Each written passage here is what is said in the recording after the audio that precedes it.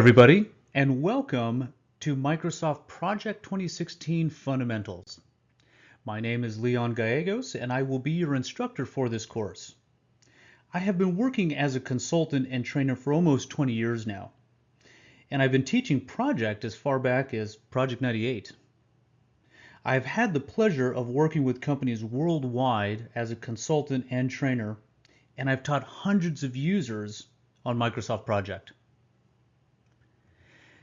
This Fundamentals course has 16 modules that lay a foundation for working with Microsoft Project. Let's go over those modules here. In Module 1, we'll explore Microsoft Project by viewing different areas like the ribbon and the backstage. We'll also look at views, columns, and using help.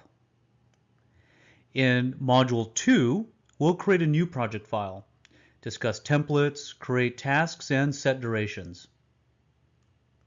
Module 3 takes us through managing and outlining a task list.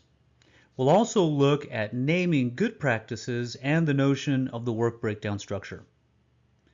We'll discuss linking and unlinking in Module 4, as well as viewing the critical path. Module 5 gets us into changing the dependency types and managing options like the lag and lead time. Module 6 is all about calendars, configuring project calendars, creating new calendars, and setting resource calendars.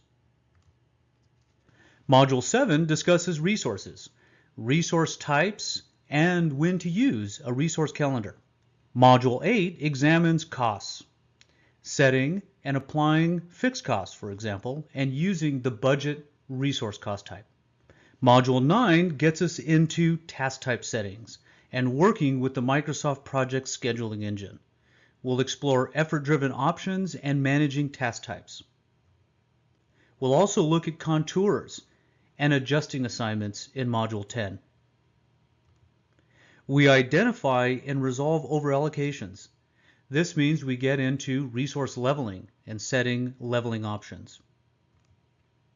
We'll get into constraints and deadlines in Module 12. And finally, we get to tracking in Module 13. This includes setting baselines, marking tasks complete, and comparing what we thought was going to happen to what is actually happening within our schedule.